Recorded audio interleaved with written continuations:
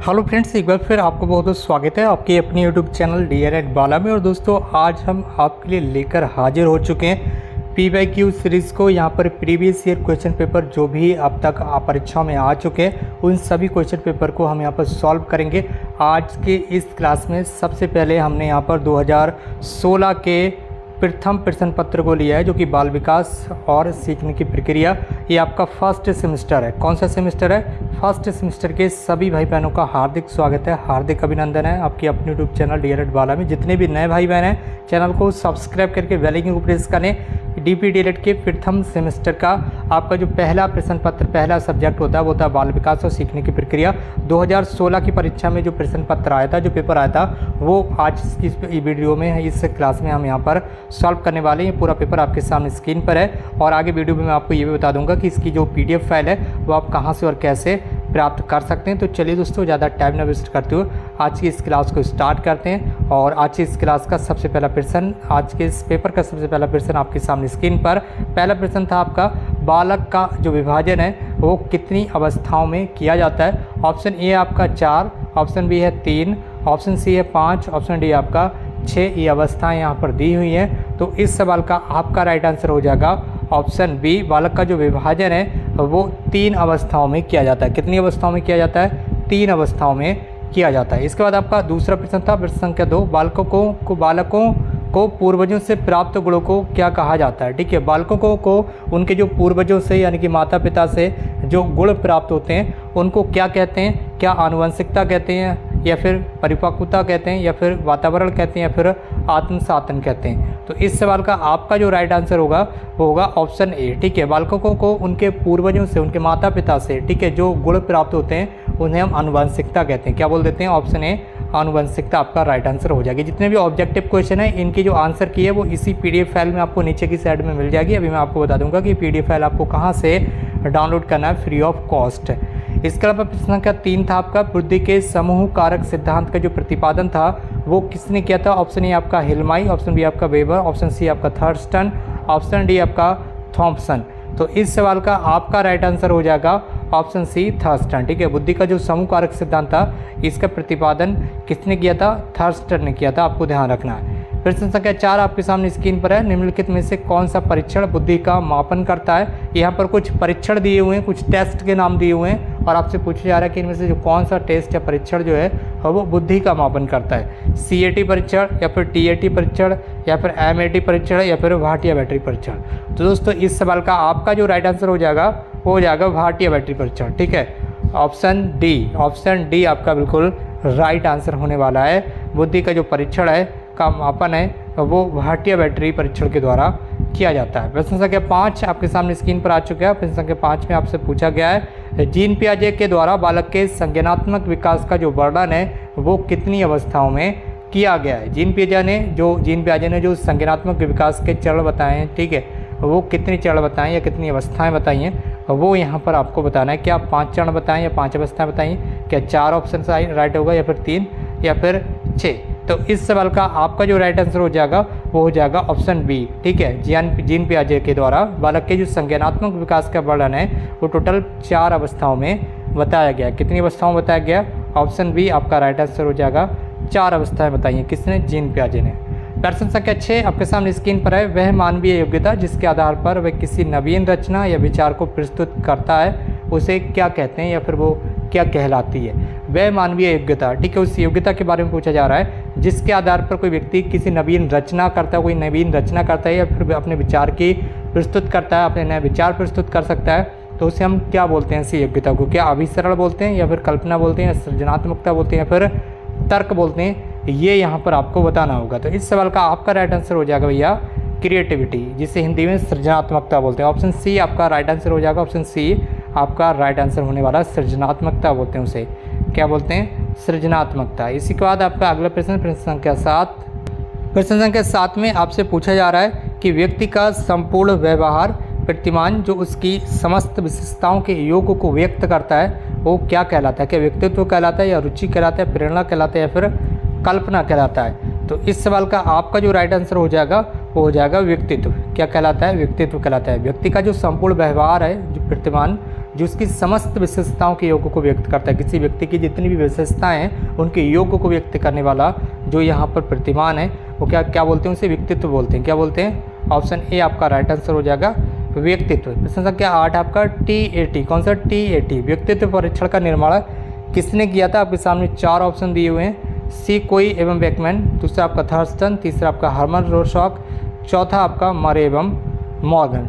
तो इस सवाल का आपका जो राइट आंसर हो जाएगा TAT व्यक्तित्व परीक्षण का जो निर्माण है वो किया था आपका मरे एवं मॉर्गन ने। किसने? मरे एवं मॉर्गन ने। ऑप्शन डी आपका राइट आंसर होने वाला है।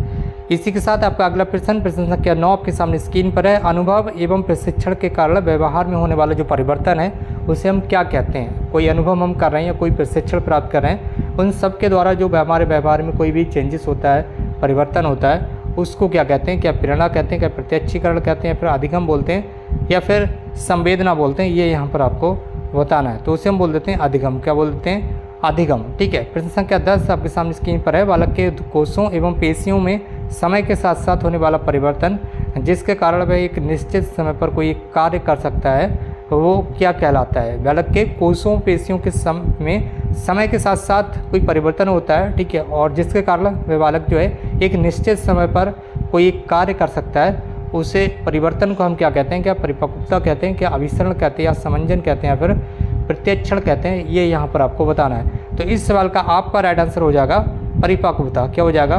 परिपक्वता। ठीक है। ऑप्शन ए आपका बिल्कुल राइट आंसर होने वाला है। इसी के साथ प्रश्न संख्या 11 आपके सामने स्क्रीन पर थॉर्नडाइक ने सीखने से संबंधित मुख्य कितने सिद्धांतों का प्रतिपादन किया?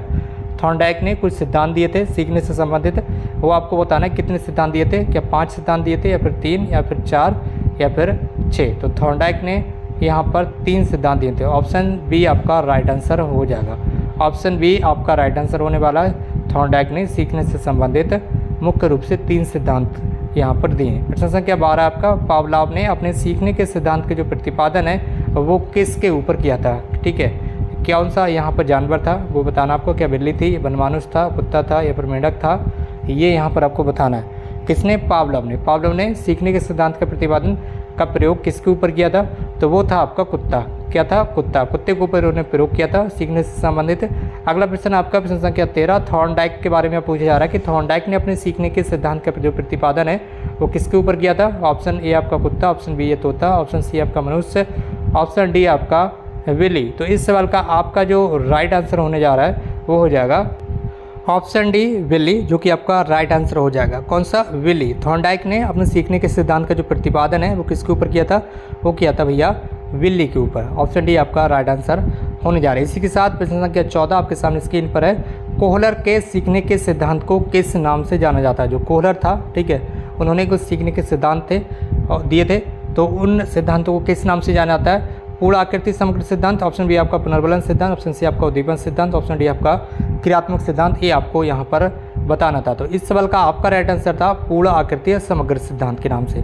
कोहलर ने सीखने के जो सिद्धांत दिए थे उन्हें किस नाम से जाना जाता है? पूर्ण आकृति या फिर समग्र सिद्धांत के नाम से। प्रश्न संख्या 15 आपका 15 में आपसे पूछा गया था कि व्यक्ति की वह मनोस्थिति जिसके द्वारा वह विभिन्न परिस्थितियों में सामाजिक और व्यक्तिगत समायोजन करने में समर्थ होता है उसे हम क्या कहते हैं? व्यक्ति की वह मनोस्थिति ऐसी स्थिति जिसके द्वारा व्यक्ति विभिन्न परिस्थितियों में सामाजिक और व्यक्तिगत समायोजन करने में समर्थ हो जाता है वो क्या कहलाती है? ऐसी स्थिति क्या समंजन कहलाती है, मानसिक स्वास्थ्य कहलाती है, आत्मसाधन कहलाती है, या फिर प्रकीर्णन कहलाती है? तो इस सवाल का आपका जो राइट आंसर हो जाएगा वो हो जाएगा आपका समंजन। ठीक है। उस स्थिति को हम क्या कहते हैं? समंजन। इसके बाद आपके अब यहाँ पर अतिलघु उत्तरीय प्रश्नों की जो सीरीज है ये स्टार्ट हो रही है। जो अतिलघु उत्तरीय प्रश्न थे, ठीक है, इसी पेपर के जो अतिलघु उत्तरीय प्रश्न है, इसके बाद लघु उत्तरीय प्रश्न भी है। तो आप वीडियो में एंड तक बने रहें। इसके साथ ही आपको बता दें अगर इस PDF फाइल को आप डाउनलोड करना चाहते हैं तो इस वीडियो के कमेंट बॉक्स में लिंक दी गई है टेलीग्राम ग्रुप की, वहाँ से जाकर आप इस पेपर को आसानी से डाउनलोड कर सकते हैं। ये 2016 का प्रश्न पत्र है,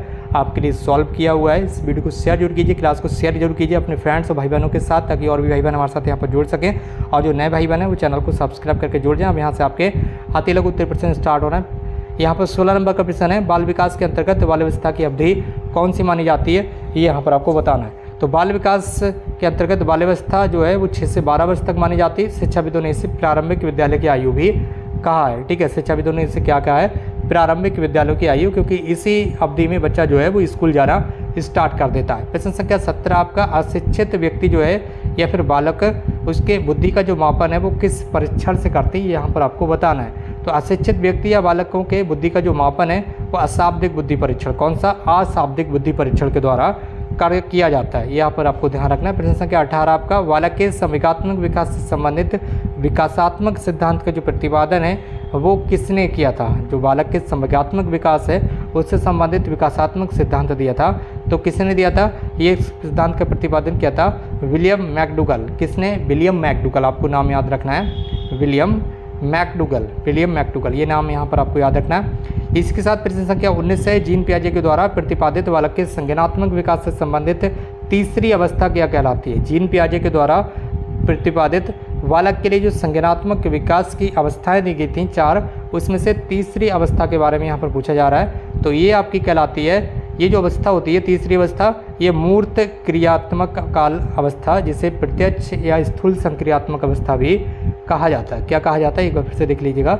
जीन पियाजे के द्वारा प्रतिपादित बालक के संज्ञानात्मक विकास से संबंधित तीसरी अवस्था मूर्त क्रियाकाल अवस्था कहलाती है। इसी को हम प्रत्यक्ष या स्थूल संक्रियात्मक अवस्था भी कहते हैं। अगला प्रश्न था आपका प्रश्न संख्या 20, इसमें पूछा गया था क्रंदन, बलबलाना, हाव भाव, वाक्य निर्माण बालक में किस आयाम के विकास की अवस्थाएं होती हैं, ये यहाँ पर आपसे पूछा गया था। तो इस सवाल का आपका राइट आंसर हो जाएगा, ये जो अवस्थाएं हैं जिसकी क्रंदन करना, बलबलाना, हाव भाव या फिर वाक्य निर्माण का विकास जो है बालक में शैशवावस्था की अवस्था में स्टार्ट हो जाता है। कौन सी इस अवस्था में, शैशवावस्था की अवस्था में देखने के लिए मिलता है। प्रश्न संख्या 21 आपका व्यक्तित्व का वह प्रकार जिसके अंतर्गत व्यक्ति दूसरे लोगों या समाज के अन्य लोगों की प्रगति के लिए सोचकर कार्य करता है वो क्या कहलाती है। व्यक्तित्व का वह प्रकार, ऐसा प्रकार जिसके अंतर्गत व्यक्ति जो है या बालक जो है वो दूसरे लोगों या फिर समाज के अन्य लोगों के प्रति सोचकर, ठीक है, दूसरे लोगों के बारे में सोचकर कोई कार्य करता है तो स्थिति क्या कहलाती है, ठीक है। तो इसके बारे में पूछना है, बताना है यहाँ पर आपको व्यक्तित्व का ऐसा प्रकार। तो इसमें बताया गया कि व्यक्तित्व का वह प्रकार जिसके अंतर्गत व्यक्ति या बालक जो है वो दूसरे लोगों या फिर समाज के अन्य लोगों की प्रगति के लिए सोचकर कार्य करने लगता है, उसे बहिर्मुखी व्यक्तित्व वाला कहा जाता है, ठीक है। व्यक्तित्व को इस प्रकार को क्या कहते हैं, बहिर्मुखी व्यक्तित्व। इस तरह के व्यक्ति की अभिरुचि जो है सामाजिक कानून की ओर अधिक होती है, ठीक है, सोशल वर्कर जिससे आप बोलते हैं, सामाजिक कानून की ओर अधिक होती है।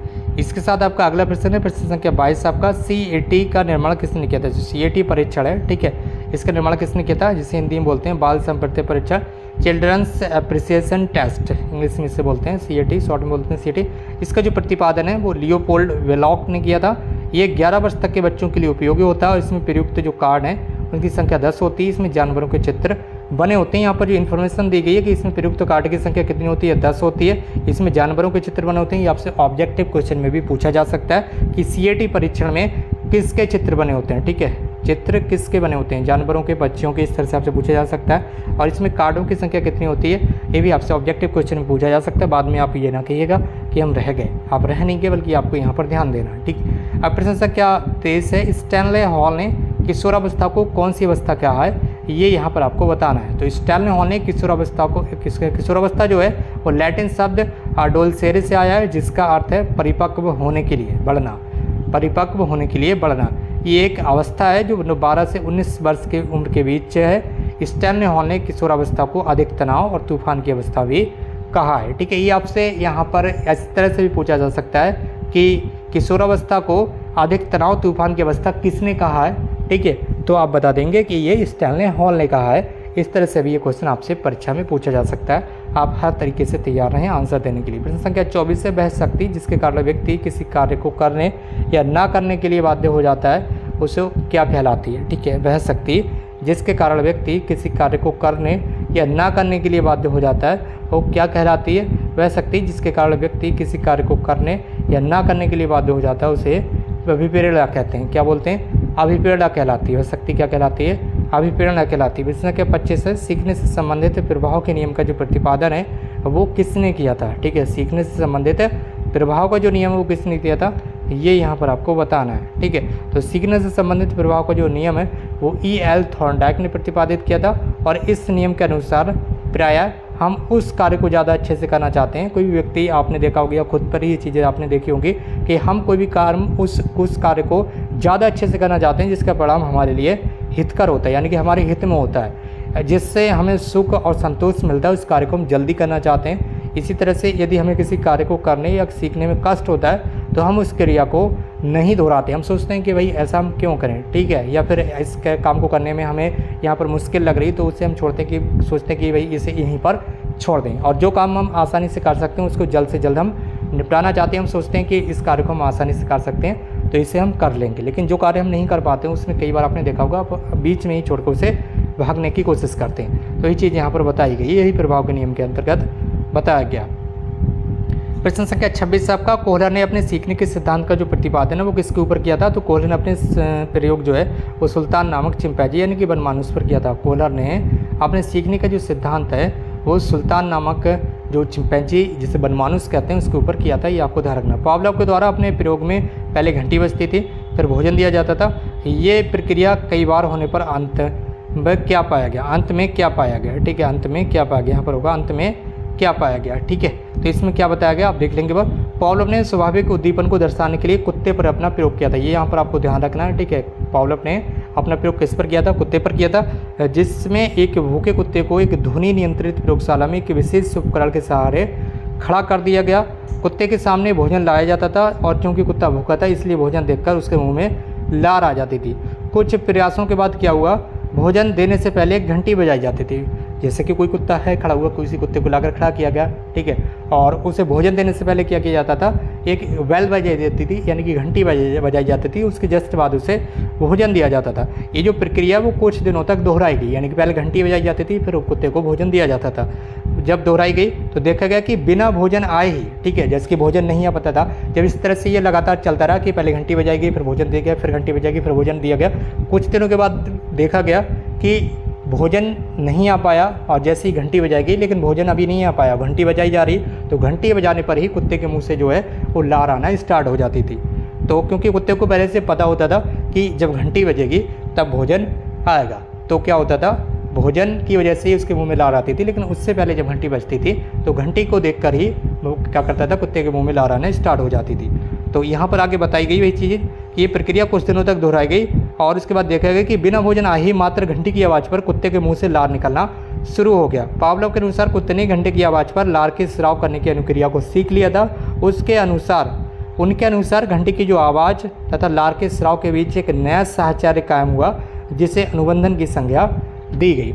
इसके बाद आपका अगला प्रश्न है, प्रश्न संख्या 28 है, नियमित दिनचर्या, सबके साथ समायोजन, आत्मविश्वास, संवेगात्मक परिपक्वता और आत्म मूल्यांकन की क्षमता किसका प्रमुख लक्षण है? ये यहाँ पर आपको बताना है। नियमित दिनचर्या, सबके साथ समायोजन, आत्मविश्वास, संवेगात्मक परिपक्वता और आत्म मूल्यांकन की जो क्षमता है वो किसका प्रमुख लक्षण है? तो नियमित दिनचर्या, सबके साथ समायोजन, आत्मविश्वास, संवेगात्मक परिपक्वता और आत्म मूल्यांकन की जो क्षमता है वो अच्छे व्यक्तित्व का प्रमुख लक्षण है। किसका?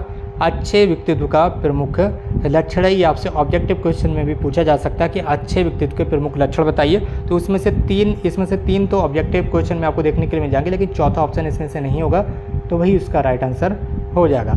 अगला प्रश्न है, प्रश्न संख्या 29, जीन पियाजे ने बालक के संज्ञानात्मक विकास में किन दो प्रक्रियाओं का वर्णन किया है? तो जीन पियाजे ने बालक के संज्ञानात्मक विकास की प्रक्रिया में दो बातों का महत्वपूर्ण माना है। पहला आपका संगठन, दूसरा है अनुकूलन, ठीक है, संगठन ऑर्गेनाइजेशन एंड अनुकूलन मतलब एडेप्टेशन, ठीक है। तो इन दो चीज़ों को संज्ञानात्मक विकास में जीन पियाजे ने महत्वपूर्ण माना है। संगठन जो है व्यक्ति एवं वातावरण के संबंध को आंतरिक रूप से प्रभावित करता है, संबंध होगा यहाँ पर, संबंध को आंतरिक रूप से प्रभावित करता है, और अनुकूलन जो है बाह्य रूप से प्रभावित करता है, किसको? व्यक्ति और वातावरण के संबंध को। इसके बाद प्रश्न संख्या 30 आपके सामने स्क्रीन पर है, पूर्व ज्ञान, विषय वस्तु, शारीरिक स्वास्थ्य और परिपक्वता, मानसिक स्वास्थ्य और परिपक्वता, अधिगम की इच्छा और प्रेरणा आदि किसे प्रभावित करने वाले कारक माने जाते हैं? तो पूर्व ज्ञान, विषय वस्तु, शारीरिक स्वास्थ्य और परिपक्वता, मानसिक स्वास्थ्य और परिपक्वता, अधिगम की इच्छा और प्रेरणा आदि अधिगम प्रक्रिया को प्रभावित करने वाले जो कारक हैं वो माने जाते हैं। इसी के साथ अब आपके जो लघु उत्तरीय प्रश्न है वो आपके सामने स्क्रीन पर है, ठीक है। जिसकी पहला प्रश्न है, बुद्धि लब्धि से आप क्या समझते हैं, इसका आंसर यहाँ पर दिया हुआ है। और इसका ये जो सूत्र है ये वेरी वेरी इंपॉर्टेंट है। कैसा वेरी वेरी इंपॉर्टेंट है, ये 1 नंबर में आपसे कहीं पर भी किसी भी समय पूछा जा सकता है। बुद्धि लब्धि का सूत्र होता है मानसिक आयु बटे वास्तविक आयु इंटू 100। ठीक है, आप इसे बिल्कुल चाहे कुछ भी कर लें, कैसे भी करें, इसे याद कर लें। बाकी इसकी डेफिनेशन यहाँ पर दी हुई है और बुद्धि लब्धि के आधार पर यहाँ पर बालकों को जब वर्गीकरण है वो किया गया है। बालकों का वर्गीकरण जिसकी अगर किसी बालक की बुद्धि लब्धि 140 से 169 के बीच होती है तो उसे अति प्रभावशाली बोलते हैं। क्या अति प्रतिभाशाली बोलेंगे। 120 से 139 के बीच होगी तो उसे प्रतिभाशाली बोलेंगे। इसी तरह से अगर बात करें यहाँ पर बुद्धि लब्धि 80 से 89 के बीच में होती है तो उसे सामान्य बालक भी बोल सकते हैं। ठीक है, यदि किसी बालक की बुद्धि लब्धि यहाँ पर 60 से 69 के बीच होती है तो उसे मूर्ख कहा जाता है। और जिसकी बुद्धि लब्धि 0 से 24 के बीच होती है उसे हम जड़ भी कह देते हैं। ठीक है, जड़ बुद्धि। ठीक, तो इस तरह से यहाँ पर ये क्वेश्चन दिए हुई हैं, इसे आपको एक बार डाउनलोड कर लेना। इस PDF फाइल को मैंने आपको बताया ही है, कहाँ से मिलेगी, ये आपको हमारे टेलीग्राम ग्रुप से मिल जाएगी। टेलीग्राम ग्रुप की लिंक इस वीडियो के कमेंट बॉक्स में दी गई, वहाँ से टेलीग्राम से जाकर आप इस PDF फाइल को डाउनलोड कर लीजिए, इस पूरे पेपर को डाउनलोड कर लीजिए। 2016 का हल किया हुआ, सॉल्व किया हुआ प्रश्न पत्र है, केवल और केवल आपके लिए। अब इसे आप देख लीजिएगा एक बार, पूरा सारा क्वेश्चन अच्छे से पढ़ लीजिएगा। ठीक है, ये आपके लघु उत्तरीय प्रश्न है। ठीक है, जिसकी यहाँ पर दिया हुआ है व्यक्तिगत भिन्नता से क्या तात्पर्य है, तो आप इसे एक बार पढ़ लेंगे अच्छे से। बाकी कल्पना से आप क्या समझते हैं, और ये सारे क्वेश्चन जो है वो रिपीट होते हैं बार बार परीक्षाओं में। अनुकरण द्वारा सीखने से आपका क्या तात्पर्य, परीक्षाओं में बार बार क्वेश्चन रिपीट होंगे। यहाँ पर जो है बताया गया है अनुकरण द्वारा सीखने से क्या तात्पर्य है, तो यहाँ पर मीट के अनुसार बताया गया दूसरे व्यक्तियों के कार्यों का व्यवहार या व्यवहारों को जानबूझकर अपनाना ही अनुकरण कहलाता है। रावण के अनुसार इन्होंने बताया कि अनुकरण दूसरे व्यक्ति के बाहरी व्यवहार की नकल है। ठीक, तो ये सारी चीज़ें यहाँ पर बताएंगी। बाकी क्वेश्चन वेरी वेरी इंपॉर्टेंट है। जो भी प्रश्न इस प्रश्न पत्र में आए हुए बार बार परीक्षाओं में रिपीटेड क्वेश्चन आते हैं, आपको देखने के लिए मिलता है ये। बाकी सीखने से के तत्परता के नियम से आपका क्या आशय है, भाटी के अनुसार इन्होंने कहा है कि तत्परता या किसी कार्य के लिए तैयार होना, युद्ध को आधा विजय कर लेना है। ठीक है, इसके साथ आपका अगला प्रश्न है 38 नंबर का, मानसिक थकान से आप क्या समझते हैं, तो आप इसके मानसिक थकान के बारे में पढ़ लीजिएगा। बाकी कोहलर के अंतर्दृष्टि सिद्धांत से आपका क्या तात्पर्य, सारे के सारे इंपॉर्टेंट क्वेश्चन है, बार बार परीक्षा में रिपीट होते हैं और जिसके अभी मैं आपको बता ही चुका हूँ। ये 2016 का प्रश्न पत्र है, तो प्रीवियस ईयर क्वेश्चन पेपर से काफ़ी बड़ी संख्या में प्रश्न रिपीट होते हैं। सीखने में परिपक्वता का योगदान बताइए। ठीक है, तो सीखना क्या, व्यवहार परिवर्तन या व्यवहार अर्जन की एक प्रक्रिया है। किसी व्यक्ति का व्यवहार परिवर्तन या तो परिपक्वता के कारण होता है या किसी नई बात को ग्रहण करने के कारण। परिपक्वता जो है शारीरिक विकास की प्रक्रिया है जिसके अंतर्गत बढ़ती हुई आयु के साथ शरीर व स्नायुमंडल का विकास सीखने की सामर्थ्य को जन्म देता है। स्पष्ट है सीखने के परिणाम स्वरूप व्यक्ति के व्यवहार में परिवर्तन आता है। कहीं ना कहीं जो हम सीखते हैं कुछ तो कहीं ना कहीं चेंजेस आते हैं, उसी को क्या बोलते हैं, परिवर्तन बोलते हैं। यहाँ पर ऑब्जेक्टिव क्वेश्चन की उत्तर कुंजी ये दी हुई है, यानी कि आंसर की दी हुई है सारी चीज़ें। ठीक है, बाकी यहाँ से आप टेलीग्राम ग्रुप पर भी पहुँच सकते हैं, यूट्यूब पर चैनल पर भी पहुँच सकते हैं, लिंक भी यहाँ पर दी हुई है। इस PDF फाइल को डाउनलोड कर लीजिए। बाकी अगर आप चैनल पर नए तो चैनल को सब्सक्राइब कर लीजिए। इन क्वेश्चन को एक बार जरूर दोबारा से पढ़ लीजिएगा ताकि परीक्षा में आप अच्छा प्रदर्शन करें। और जैसे ही आपकी परीक्षाओं की एग्जाम डेट आएगी प्रथम सेमेस्टर की, आपको तुरंत चैनल पर इन्फॉर्मेशन मिल जाएगी, इसलिए आप चैनल को सब्सक्राइब करके जुड़ जाइए। आज की इस क्लास को यहीं पर समाप्त करते हैं। उससे जुड़ने के लिए बहुत बहुत धन्यवाद। Thank you so much for connecting.